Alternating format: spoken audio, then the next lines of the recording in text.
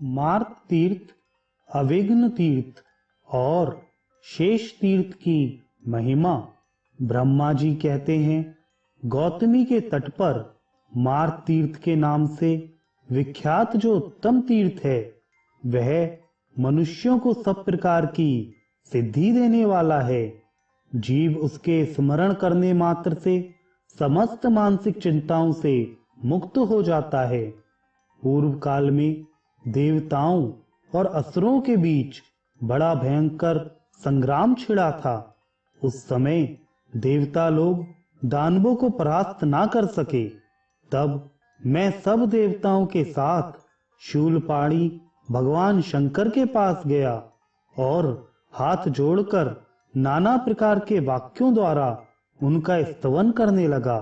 महेश, जिस समय संपूर्ण देवताओं और असुरों ने एक दूसरे से सलाह करके समुद्र का मंथन किया और उसमें से एक कालकूट विष निकला, उसे खा लेने में आपके सिवा दूसरा कौन समर्थ हो सकता था, जिसके सामने दूसरे देवता मस्तक झुकाते हैं तथा जो केवल फूलों की मार से तीनों लोकों को अपने अधीन करने में समर्थ है।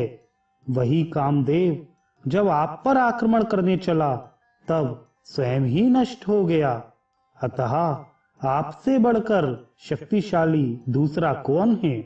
यह स्तुति सुनकर भगवान शंकर प्रसन्न हो गए और बोले, देवताओं, बतलाओ क्या चाहते हो? मैं तुम्हारा अभीष्ट वरदान दूंगा। देवता बोले, वृषभध्वज, हम पर दानवों की ओर से बड़ा भारी भय उपस्थित हुआ है। आप वहां चलकर शत्रुओं का संहार और देवताओं की रक्षा करें। प्रभो, हम आपसे सनाथ हैं। देवताओं के इतना कहते ही भगवान शंकर उस स्थान पर आए जहां दैत्य युद्ध के लिए खड़े थे। वहां दैत्यों का शंकर जी के साथ घमासान युद्ध छिड़ गया। दैत्य इधर उधर भागने लगे। युद्ध करते समय शंकर जी के ललाट से पसीने की बूंदें गिरने लगी। वे बूंदें जहां जहां गिरी, वहां वहां शिव के आकार की ही माताएं प्रकट हो गईं। वे भगवान महेश्वर से बोली, आप आज्ञा दें तो हम सब असुरों को खा जाएं। तब देवताओं से घिरे हुए भगवान ने कहा, शत्रु जहां जहां जाएं, सर्वत्र उनका पीछा करो। इस समय वे मेरे डर से रसातल में जा पहुंचे हैं। तुम भी रसातल तक उनके पीछे पीछे जाओ। यह आज्ञा पाकर सब माताएं पृथ्वी छेद कर रसातल में गईं और अत्यंत भयंकर दैत्यों तथा दानवों का संहार करके फिर उसी मार्ग से देवताओं के पास लौट आईं। माताओं के जाने से लौटने तक देवता गोमती के तट पर खड़े रहे। लौटने पर देवताओं ने माताओं को वर दिया, संसार में जिस प्रकार शिव की पूजा होती है उसी प्रकार माताओं की भी हो।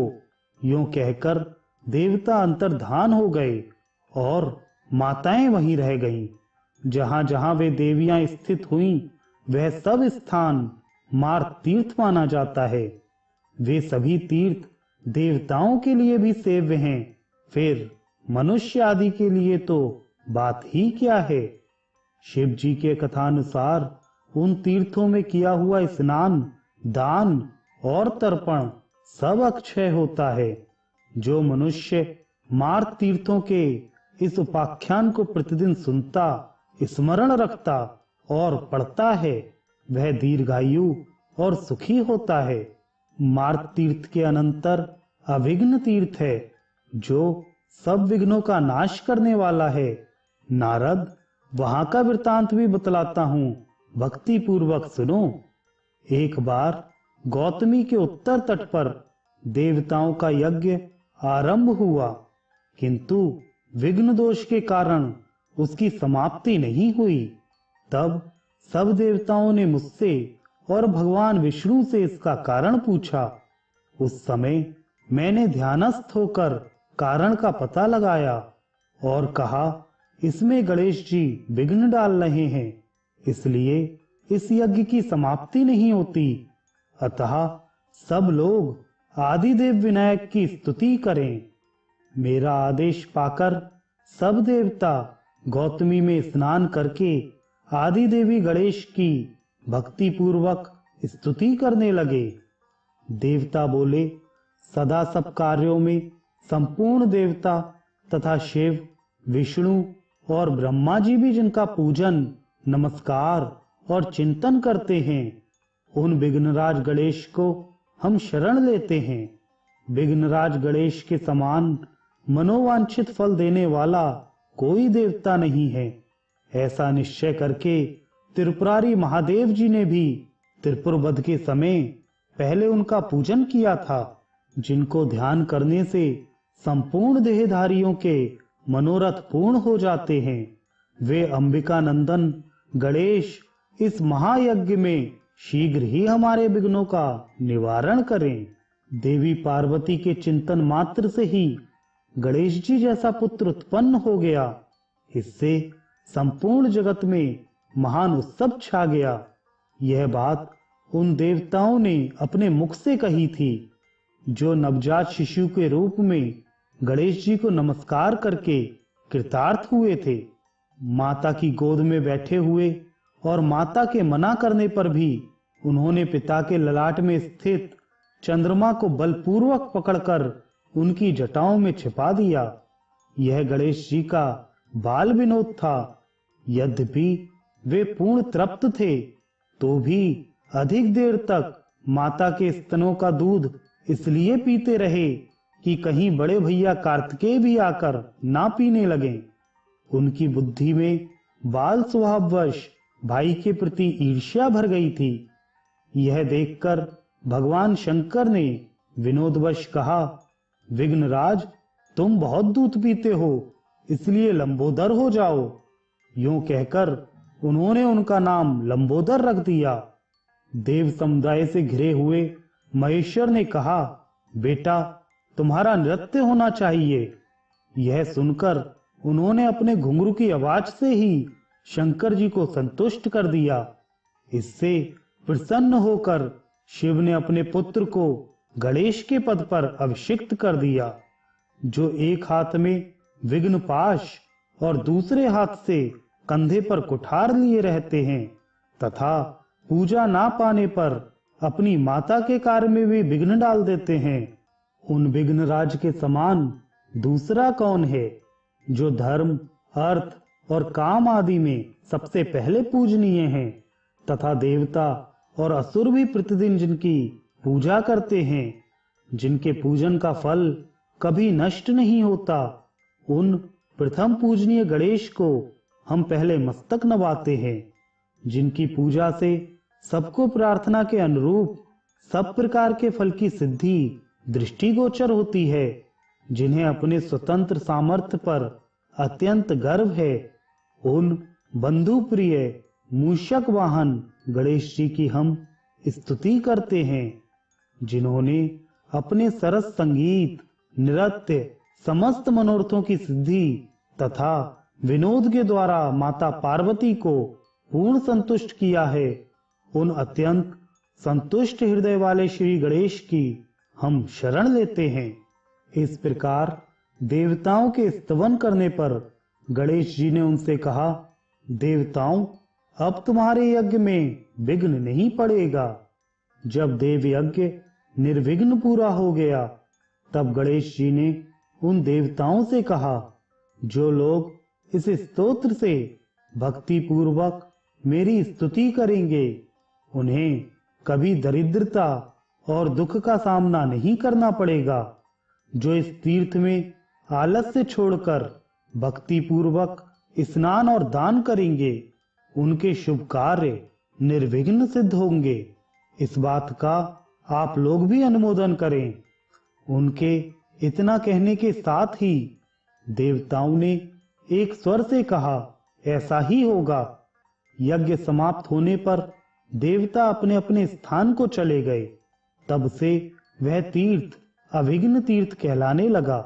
वह मनुष्यों की समस्त कामनाओं को पूर्ण करने वाला तथा संपूर्ण विघ्नों को मिटाने वाला है।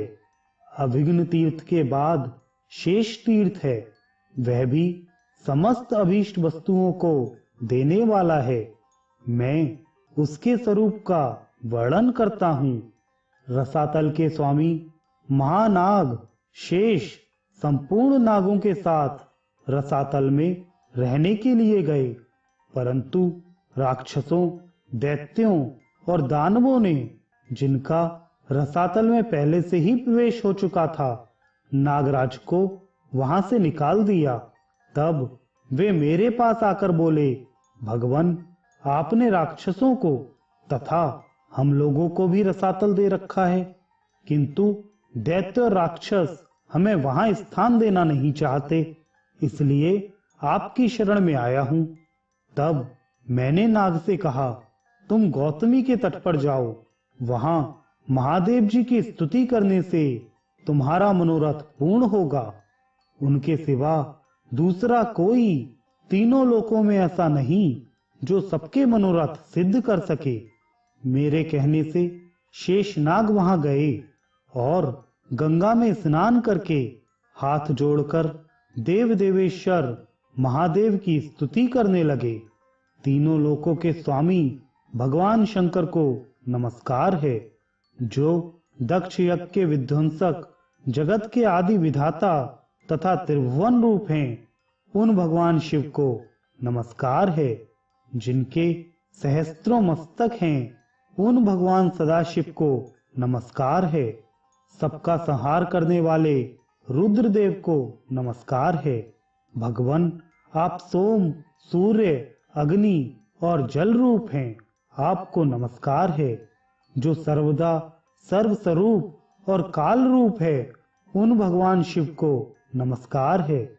सर्वेश्वर शंकर, मेरी रक्षा कीजिए।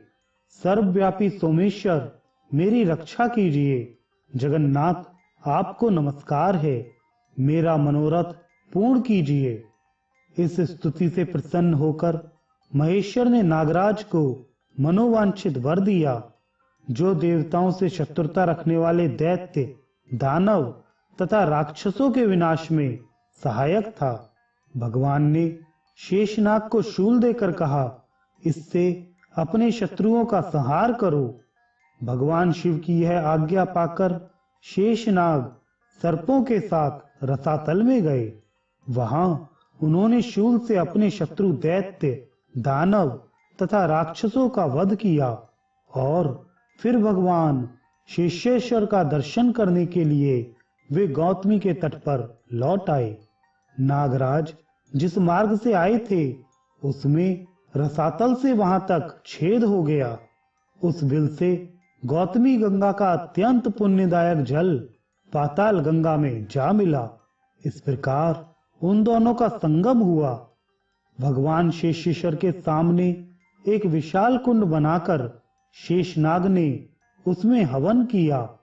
उस कुंड में सदा अग्निदेव स्थित रहते हैं। उसमें गंगा के जल का संगम होने से वह जल गर्म हो गया। महायशस्वी शेषनाग महादेव जी की आराधना करके पुनः अपने अभीष्ट स्थान रसातल में चले गए।